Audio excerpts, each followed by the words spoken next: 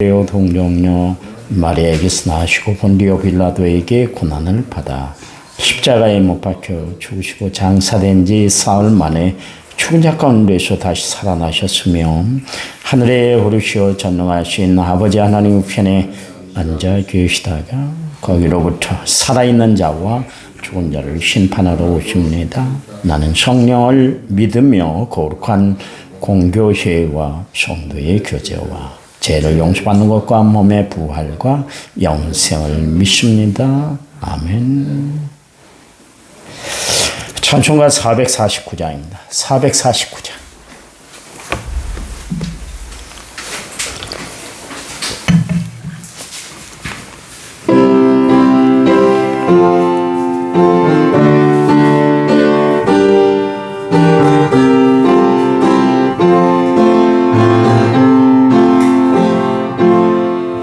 예수 따라가며 복음 순종하며 우리 행할 길 환하겠네. 주를 의지하며 순종하는 자를 주가 늘 함께 하시리라. 의지하고 순종하는 길은 예수 안에 즐겁고 복된 길이로다. 해를 당하거나 우리 고생할 때 주가 위로해 주시겠네. 주를 의지하며 순종하는 자를 주가 안위해 주시리라. 의지하고 순종하는 길은 예수 안에 즐겁고 복된 길이로다. 남의 짐을 지고 슬픔 위로하면 주가 상급을 주시겠네.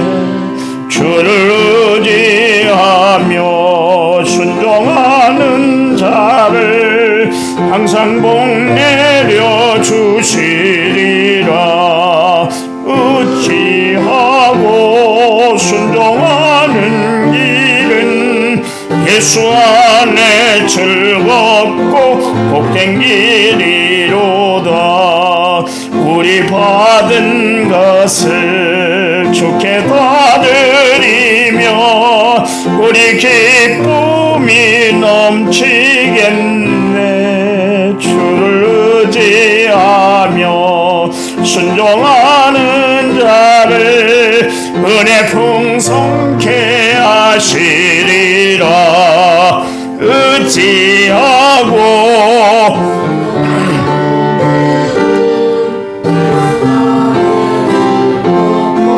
복된 길이로다. 주를 힘입어서 말씀 잘 배우고 주를 모시고 살아가세. 주를 의지하며 항상 순종하면 주가 사랑해 주시리라. 의지하고 순종하는 길은 예수 안에 즐겁고 길이로다. 아멘. 제가 성경 읽어드리겠습니다. 빌립보서 2장 17절 18절 어제 읽었던 말씀인데요. 제가 읽어드리겠습니다. 만일 너희 믿음의 재물과 성김 위에 내가 나를 전제로 드릴지라도 나는 기뻐하고 너희 무리와 함께 기뻐하리니 이와 같이 너희도 기뻐하고 나와 함께 기뻐하라. 아멘. 1차 맞아 6072번째 문을 제가 드리고 무명으로 감사의 문을 드렸습니다. 하나님 감사합니다. 주님 은혜 사랑에 감사합니다. 평안을 주시고 또 기쁨을 주시고 즐거움을 주시고 은혜를 베풀어 주시니 감사합니다.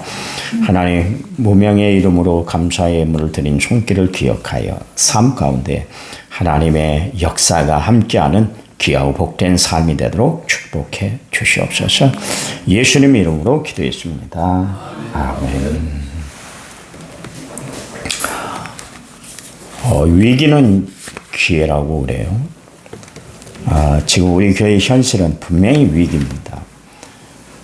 그러나 또 다른 하나님의 섭리가 있다는 것을 아시기 바랍니다. 마귀는 우리로 하여금 포기하게 만들고 주저앉게 만들고, 이 마귀가 하는 짓이요. 거기에 빠지면 안 돼요. 마귀에게 현혹되면 안 됩니다. 우리는 자주 마귀에게 이렇게 맞닥뜨리게 되는데, 그때 나를 절망하게 만들고 포기하게 만들어요. 그러나 하나님은 다시 일으켜 세워주시는 하나님이에요. 여러분 실망하며 좌절하지 마세요. 나도 요 며칠 막 절망을 했어요. 아침 새벽까지 그랬어요. 밤잠을 못 잤어요.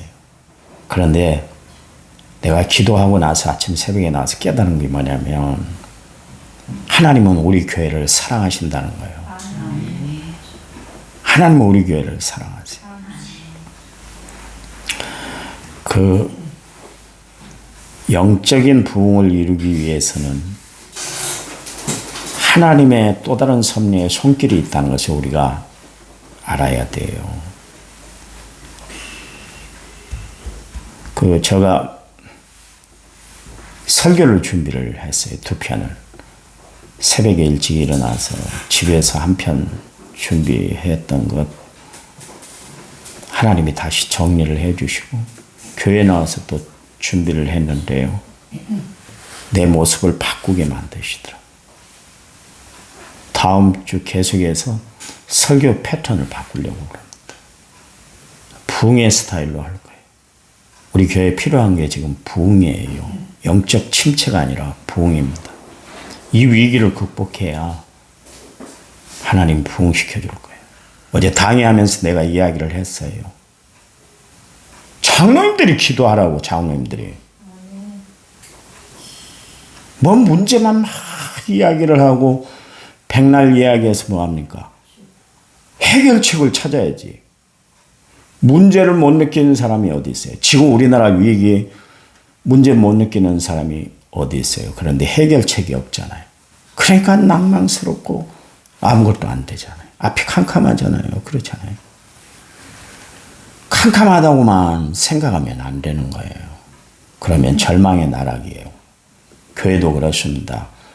부흥만 되는 게 아니에요. 다 위기가 찾아와요. 근데 부흥하는 교회는 그 위기를 어떻게 극복하느냐에 따라서 부흥되기도 하고 쇠퇴하기도 하는 거예요. 하나님이 지금 우리에게 위기라는 기회를 줬잖아요. 이거 이겨내야 돼요. 이겨내려면 기도해야 된다니까. 기도해야 된다. 마귀가 좋아하는 짓만 하고 있어. 잠자버려요. 내가 분명히 이야기를 했어요. 위기라고. 기도해야 된다고. 기도해야 돼요. 여러분 기도 많이 하시기 바랍니다. 절망하지 마세요. 마귀를 절망하게 만들고 실패하게 만들고 낙심스럽게 만들어 버려요. 힘들 때 어려울 때 다른 방법이 없어요. 기도하는 것밖에 없습니다. 기도할 때 하나님은 위기를 성공으로 바꿔주시잖아요. 한나가 아이가 없다는 것 때문에 인생을 참 어둡게 살았어요. 남편 엘가나가 그렇게 사랑을 베풀어줬는데도 만족이 채워지질 않았잖아요. 왜냐하면 첩인 분인나가 자꾸 분열을 일으키는 거예요. 마음의 격동을 일으키는 거예요. 무시하고 살만 나는 것이 아니었어요. 너무 사는 것이 힘들었잖아요. 무시당하지, 애기가 없지, 남편의 사랑을 받는다 해도 꼭 가식적인 것처럼 느껴지고. 그러니까 하나님 앞에서 막 울부짖며 기도했잖아요. 기도했더니 엘리 제사장을 통해서 하나님이 해결책을 딱 제시해 주잖아요. 그랬더니 그날부로 한나가 근심의 빛이 없었더라 그랬잖아요. 더 이상 근심하지 않았어요. 왜냐하면 하나님이 해결해 주신다는 것을 믿었기 때문에. 근데 한나에게서 위기는 새로운 역사를 체험하는 기회가 됐어요. 우리가 힘들고 어려울 때 하나님이 왜 이렇게 낭망스럽게, 왜 이렇게 어렵게 만들어, 왜 이렇게 캄캄하게 하시지? 그럴 때 하나님의 또 다른 길을 제시하고 있는 것을 아시기 바랍니다. 제가 아침에 하박국서 3장 17절 18절 말씀을 가지고 주일날 몇 주 후에 할 말씀을 내가 지금 만들다가 나왔는데, 하나님은 위기를 기회로 주셔요. 하나님을 더 많이 깨닫고 하나님을 잘 섬길 수 있는 기회를 주시는 하나님이세요. 그러니까 여러분에게 위기가 닥쳤을 때 그냥 쉽게 포기하지 말고 난관을 헤쳐나가는 믿음의 성도들이 되시길 간절한 마음으로 부탁을 드립니다. 바울 봐보세요. 일평생 즐거운 날보다 슬프고 어렵고 힘든 날들이 더 많았잖아요. 그런데도 불구하고 바울이 언제 나 슬퍼, 힘들어, 어려워, 낙심스러워, 나 그만두고 싶어 이런 이야기 한 적이 있습니까? 바울은 나의 달려갈 길을 다 달려간다. 난 십자가만 펴대로 하고 달려갈 거야. 주께서 나에게 주어진 사명, 복음 증거하는 일을 마치려 하면 나의 생명을 조금도 귀한 것으로 여기지 않을 거야. 계속해서 자기를 십자가 앞으로 끌고 갔어요. 왜냐하면 십자가가 능력이고 십자가가 은혜고 십자가가 해결책이 되기 때문에 그랬습니다. 십자가는 쉬운 일이 아니잖아요. 고통스러운 일이에요. 낭망스러운 일이에요. 부끄러운 일이에요. 그런데도 불구하고 바울은 십자가만 자랑하며 살았어요.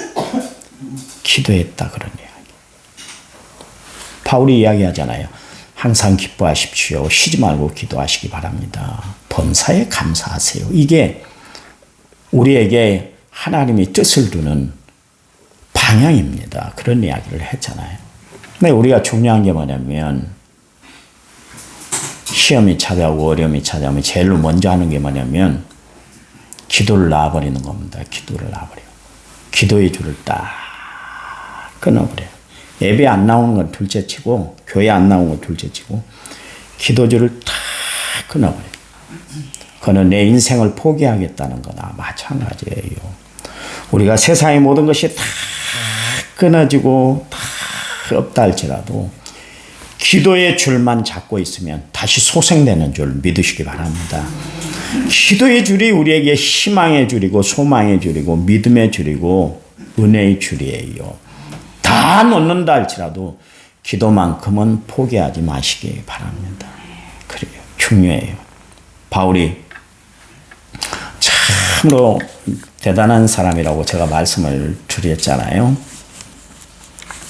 바울은 정말 두 가지 단어를 앞장세우고 살았어요. 그게 바로 예수님의 성품이었고 예수님의 덕목이었기 때문에 그런데요. 하나는 순종이고 하나는 겸손이에요. 여러분 기독교 신앙에 가장 중요한 두 기둥이 세워져야 돼요. 솔로몬 성전에 보아스와 야긴이 세워진 것처럼 마찬가지로 우리 신앙의 두 가지 덕목의 기둥을 세워야 되는데 순종과 겸손이에요. 예수님은 이 땅에 오셔서 하나님의 뜻에 전적으로 순종하셨어요. 순종함으로 말미암아 모든 이름 위에 뛰어난 이름이 되도록 하나님이 역사하셨고요. 모든 사람들이 주의 이름 앞에 무릎 꿇게 만든 것이 바로 예수님의 순종의 사건 때문이에요. 여러분 기독교 신앙은 순종에 있는 거예요. 어떤 형편, 어떤 처지, 어떤 상황에 처한다 할지라도 하나님의 말씀이 주어지면 그 말씀에 순종할 줄 아는 삶. 이게 중요한 거예요. 또한 예수님은 겸손하셔서 스스로 낮아지셨죠. 그분이 이 땅에 성육신, 인간의 몸을 입고 인카네이션 이 땅에 오셨잖아요. 이 땅에 오셔서 우리에게 보여주셨던 가장 훌륭한 덕목 중에 하나가 겸손이에요. 휴머니터티, 겸손이에요. 겸손. 예수님은 우리에게 겸손의 겸양을 다 보여주셨잖아요. 예수님 친히 말씀하셨잖아요. 나는 마음이 온유하고 겸손해. 그랬어요. 겸손하시기 때문에 주님이 우리에게 말씀하시는데 수고하고 무거운 짐진 자들아 다 내게로 와. 내가 너희를 쉬게 할 거야. 그렇게 이야기를 하고 계시잖아요. 주님은 참으로 겸손하셨어요. 제자들이 어린아이들이 시끄럽게 군다고 할 때에 애들은 가라 그럴 때 예수님은 오히려 그들을 말리는 것을 그들이 오는 것을 주님 앞에 오는 것을 말리고 있는 제자들을 꾸중하셨잖아요. 오히려 그 아이들을 예수님은 오라 그래 놓고 당신의 무릎 위에 앉혀놓고 그들에게 안수 축복 기도를 해주신 분이에요. 귀찮은 것을 귀찮아하지 않았어요. 어려움을 어렵다고 이야기를 하지 않았어요. 그래서 바울은 내게 능력 주신 자는 모든 것을 할 수 있다고 그랬잖아요. 하나님은 어떤 사람을 쓰시는가 순종하는 사람, 겸손한 사람들을 들어서 하나님은 사용하시는 줄 믿으시기 바랍니다. 그래. 그 어거스틴이 제자들이 물었다 그러잖아요. 기독교 신앙의 최고된 덕목이 뭡니까? 그랬을 때 첫째가 겸손이야. 두 번째는 세 번째는 그랬더니 계속해서 겸손이다. 그렇게 이야기를 했다고 하잖아요.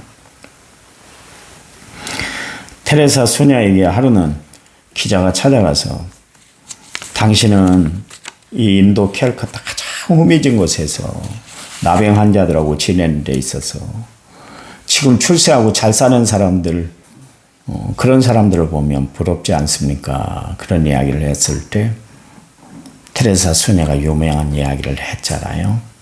허리를 숙이고 살아가는 사람들은 위를 바라볼 겨를이 없습니다. 그런 이야기를 했다고 해요. 겸손이요. 하나님이 쓰시는 사람들은 겸손의 사람이요. 말씀을 말씀대로 받아들일 줄 아는 순종함과 겸손함이 있어야 돼요. 누가 이야기를 해도 누가 말해도 그 말을 들어줄 줄 아는 그런 겸양을 갖춘 성도가 돼야 할 줄 믿습니다. 바울이 그랬어요. 바울이. 어제 말씀드린 것처럼 빌립보 교회 교인들 그들은 이방에 세워진 교회 아닙니까? 그런데 이스라엘 나라에 세워진 교회도 환난과 핍박이 많았는데 이방 나라에 교회가 세워졌으니까 얼마나 힘든 일이 많았겠어요. 여러분 한번 생각을 해봐 보세요. 예수 믿지 않는 도시에 생개척을 했으니까 참으로 힘들고 어려웠을 거예요. 그런데도 불구하고 그들이 신앙을 잘 지켜냈어요. 그랬더니 바울이 그런 이야기를 하잖아요. 당신들은 믿음의 제물을 드린 사람들입니다. 나는 하나님 앞에 드리는 것이 겨우 전제밖에 되질 않습니다. 그 이야기를 했잖아요. 참으로 겸손해요. 당신들은 어려운 가운데서 신앙을 잘 지켰어요. 그래서 하나님이 받으실 만한 제물이 되십니다. 그래서 당신들이 드린 것은 번제고 소제입니다. 그러나 나는 마지막 제사에 이렇게 포도주만 따를 뿐입니다. 그 이야기를 했어요. 바울이 얼마나 고생했어요. 빌립보 교회 교인들하고는 비교 안 될 정도로 고생했는데도 불구하고 바울은 그랬어요. 왜 하나님이 바울을 위대하게 사용했는가? 그의 겸손함의 신앙을 보고 하나님이 들어서 쓰신 거예요. 교만한 사람은 하나님이 물리쳤어요. 그러나 겸손한 사람은 하나님이 들어서 사용하는 줄 믿으시기 바랍니다. 우리는 처음도 겸손, 끝까지도 겸손해야 돼요. 그래요. 그래야만 되는 거예요. 그저께 전주교회에서 큰 행사가 있었습니다. 마침 전주교회 목사님하고 우리 총회본부 선교국장하고 둘이 만나는 자리가 있었어요. 다 친합니다. 이렇게 서희 친한데 저를 전주교회 목사가 소개를 하면서 우리 목사님의 인격이 참 대단하신 분이라고 그러시더라고요. 좋으신 분이라고. 참 이런 분 처음 본다고. 목사 중에 목사라고 그런 이야기를 합니다. 저는 그런 이야기를 들으면 정말 지구멍에 들어갈 그런 위치예요. 왜냐하면 내가 나를 잘 알잖아요. 내가 나를 잘 알잖아요. 여러분이 모르는 내가 있어요. 선교국장이 딱 배를 내밀면서 인격은 여기 있는데 형님이 뭔 인격이 있어? 그러면 장난말로 이제 그런 이야기를 하십니다. 사람은 어디 가도 겸손한 사람을 높여요. 잘난 척하는 사람들, 막 의시되는 사람들, 막 이런 사람들 막 높여줄 것 같잖아요. 그러질 않아요. 그래도 사람들은 알아요. 보는 눈이 있어서 겸손한 사람을 높여요.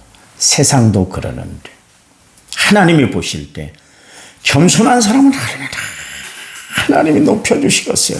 상황을 알아요. 여건을 알아요. 불편한 중에 있는 줄 알아요. 고통 중에 있는 줄 알아요. 그런데도 불구하고 하나님을 섬기고 스스로 낮은 자세로 있는 것을 보고 하나님은 위대하게 그를 들어서 사용하세요. 예수님을 높인 것처럼 겸손한 여러분은 하나님을 높여줄 줄 믿으시기 바랍니다. 오늘 우리가 같이 해야 될 것 그거예요. 바울이 이 빌립보 교회 교인들을 보니까 그게 자기에게 기쁨이 된다.